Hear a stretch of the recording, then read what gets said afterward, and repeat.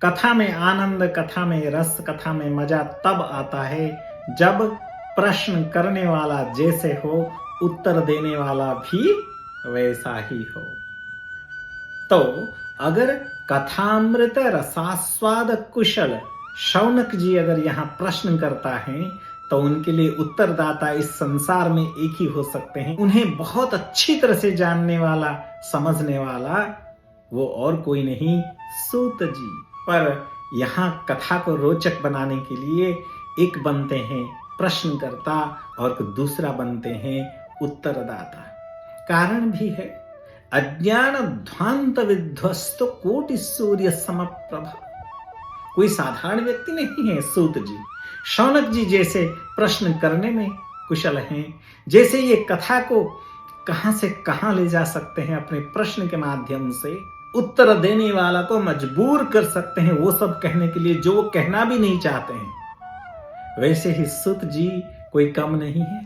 वो भी प्रश्न करता चाहे कुछ भी पूछे, उसे घुमा फिराकर हरि कथा में प्रवेश कराने की क्षमता रखते हैं। क्योंकि उन्हें पता है लोक का परम कल्याण, संसार का परम कल्याण सिर्फ हरि कथा में है, कृष्ण कथा में है, कृष्ण प्राप्ति कराने वाली कथा में है। कृष्ण प्राप्ति करम शाश्वत साधनम। शौनक जी वैसे तो वही मांगते हैं, कृष्ण प्राप्ति करम शाश्वत साधनम तद वद अधुना। अब आप वो बताइए जिससे कृष्ण प्राप्ति होगी, कृष्ण प्रीति, कृष्ण के प्रति प्रीति की प्राप्ति होगी। तू नहीं चाहिए, तेरा प्यार चाहिए, तेरी प्रीति चाहिए। ओ कन्हैया, मेरा दिल तुझ में रम जाए, तू रह दूर, तू दूर ही रहे ताकि ये प्रीत चलती रहे।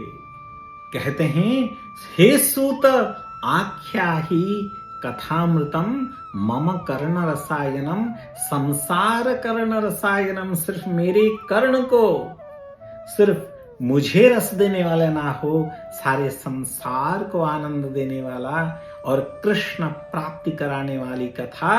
हे सूत आख्या ही, क्योंकि आपके पास ये सारा ज्ञान है, इतना ज्ञान है, सूर्य कोटि सम प्रभ, जिस ज्ञान से आपकी उज्ज्वलता करोड़ों सूर्यों के भांति चमकने वाली आपका ज्ञान, आपकी प्रखरता, आप ही ऐसे हो जो मेरे प्रश्नों का सामना कर सकते हो। और चाहे मैं कुछ भी पूछ लूं, उसे घुमा फिरा कर आप ही हरि कथा की और कथा को ले जा सकते हो, जो कि परम आनंद देने वाला। और सूत जी, आपको ये भी बताना पड़ेगा कि ये जो वैष्णव जन है ना, ये वैष्णव जन ये माया और मोह से ऊपर कैसे रहते हैं, कैसे उनको त्यागते हुए समभाव से, समदृष्टि से जीवन भगवान के प्रति समर्पित करते हैं, कैसे अपने जीवन को भगवत प्राप्ति के लिए समर्पित करते हैं। ये सूत ये भी आपको बताना है। और क्या बताना है? जो माया मोह से ऊपर उठने वालों के पास हमने सुना है होता है विवेक। और ये विवेक की प्राप्ति कैसी होती है? भक्ति ज्ञान विराग आप्तः विवेकः।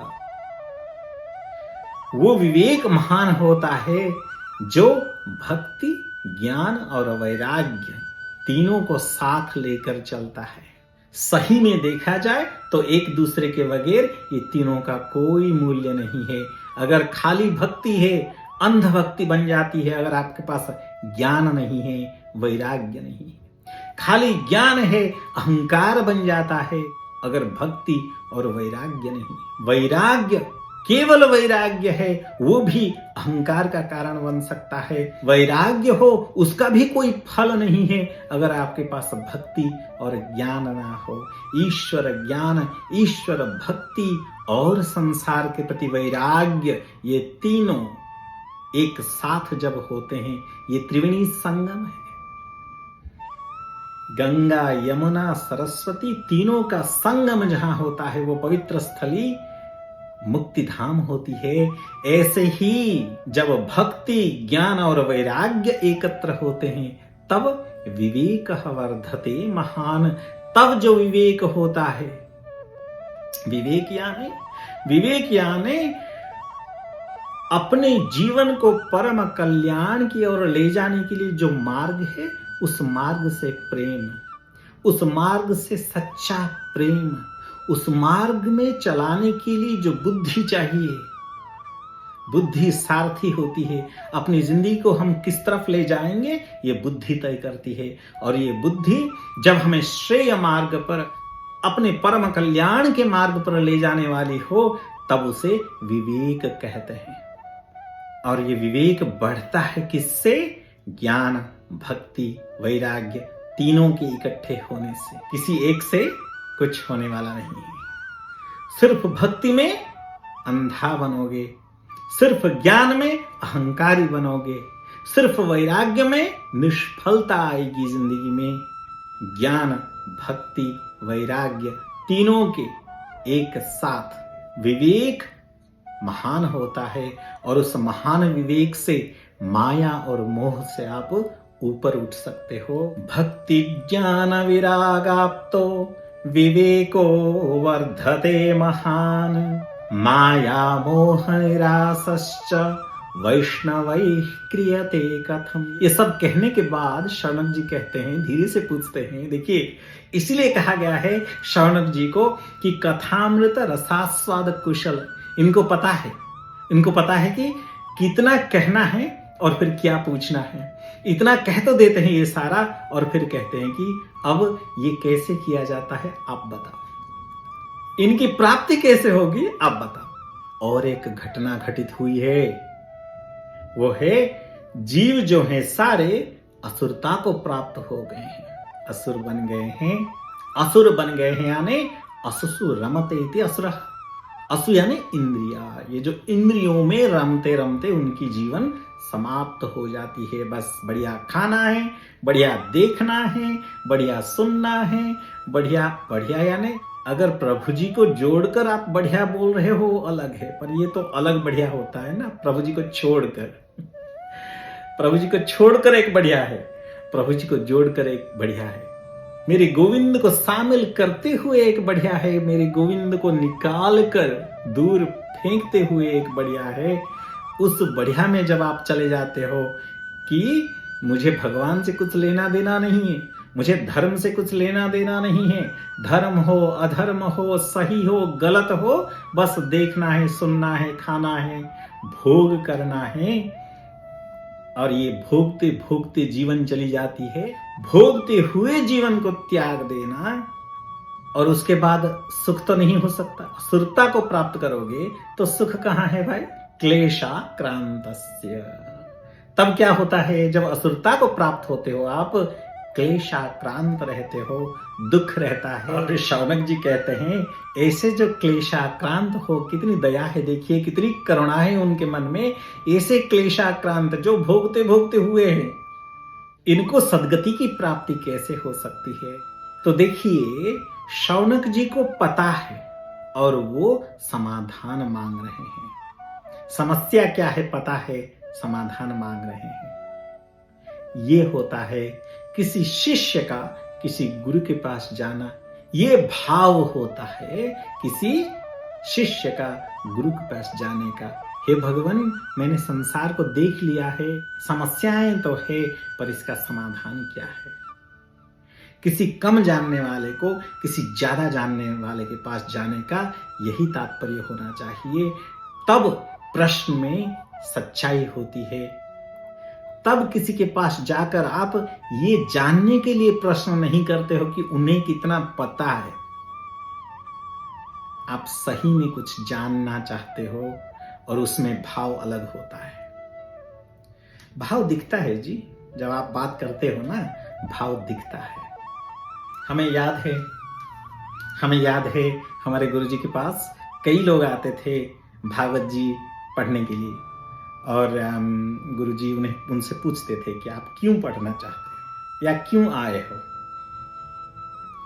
पढ़ने के लिए भी तो पुस्तक तो मिलता है, बहुत सारे ऑनलाइन क्लासेस भी हैं, मेरे पास क्यों पढ़ने आए हो? बहुत ही कोई सच्चे दिल के शिष्य होते हैं जिनके उत्तर से गुरुजी संतुष्ट होते हैं, तब वो उन्हें शिक्षा दान देते हैं। और ये होना भी चाहिए। मेरे दीक्षा गुरु पूज्य स्वामी दयानंद सरस्वती जी, ये भी जब कोई वेदांत साधना के लिए इनके पास आता था तो वो 3 बार कम से कम उसको घर लौट आते थे। तुम्हारा अभी समय नहीं है, तुम जाओ घर। लोगों ने 10 साल 15 साल इंतजार किया है मेरे गुरुवर से अध्यात्म ज्ञान पाने के लिए, क्योंकि गुरुवर जानना चाहते थे कि ये क्यों अध्ययन करना चाहता है। अपने परम कल्याण के अलावा कोई भी लक्ष्य अगर इसका है तो वो इसके हित में नहीं है। ये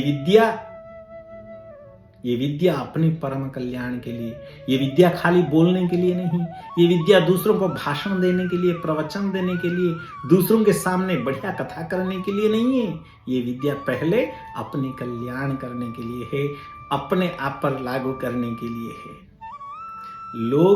लोग जल्दी में रहते हैं कि जल्दी हम कथा करें दूसरों को सुनाएं।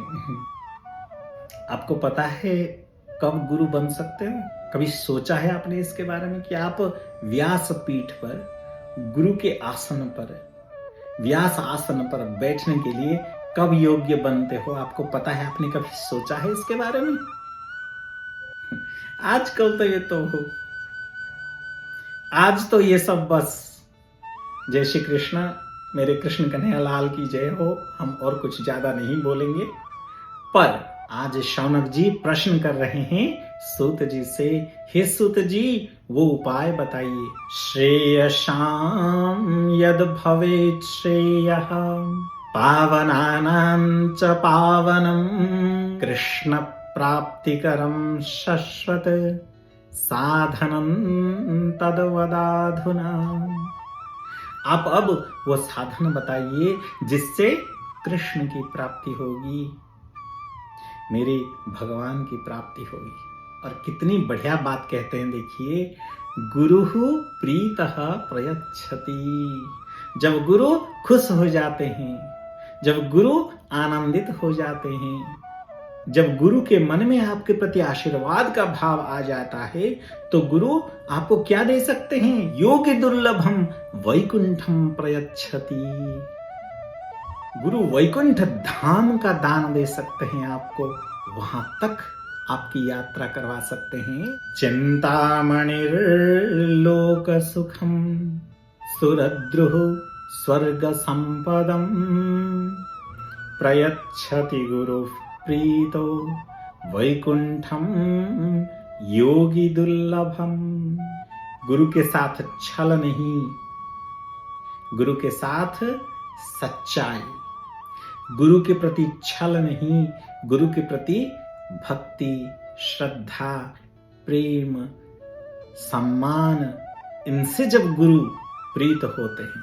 अब सूत जी क्योंकि गुरु स्थान प्राप्त करते हैं, जैसे मेरे गोविंद जब गुरु स्थान को प्राप्त करते हैं, और कब वो प्राप्त करते हैं? जब अर्जुन कहता है शिष्यस्तेहम शाधिमान त्वाम प्रपन्नम, तब तक मेरे गोविंद कुछ नहीं कहते हैं। जब तक मैं इसकी ना सुन लूं तब तक वो मेरी नहीं सुनेगा। इसलिए गोविंद सुनते हैं, तब तक इंतजार करते हैं जब तक वो ना कहे कि हे भगवान मैं द्वंद्व में हूं, मुझे पता नहीं है क्या करना है नहीं करना है, क्या करना चाहिए क्या नहीं करना चाहिए, मुझे कोई रास्ता ही नहीं दिखाई दे रहा है। हे भगवान आप मेरे गुरु हो। और जब गुरु पद को प्राप्त करते हैं मेरे गोविंद, तब अपने बात रखते हैं शिष्य के सामने। ऐसे ही सूत जी शौनक जी के प्रश्नों को सुनने के बाद अपना उत्तर उनके सामने रखते हैं, और रखने से पहले शिष्य की प्रशंसा करते हैं। हे शौनक जी, क्योंकि आपके चित्त में, क्योंकि आपके हृदय में श्रद्धा है, भक्ति है, प्रीति है, आपने जो भी मुझे पूछा है मैं वो सब आपको बताऊंगा।